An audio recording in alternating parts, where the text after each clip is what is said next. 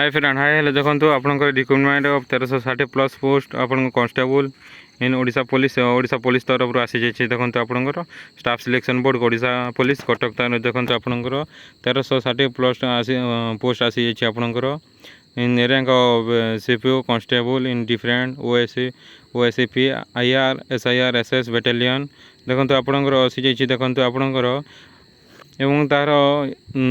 mode and plan syllabus examination it will be available देखो आपंकर exam के तार सिलेबस कौन कौन रहा 23/9/2024 10 टारे आपंकर यहाँ उपलब्ध हे आपंकर ओडिशा police.gov.in साइट रे आपंकर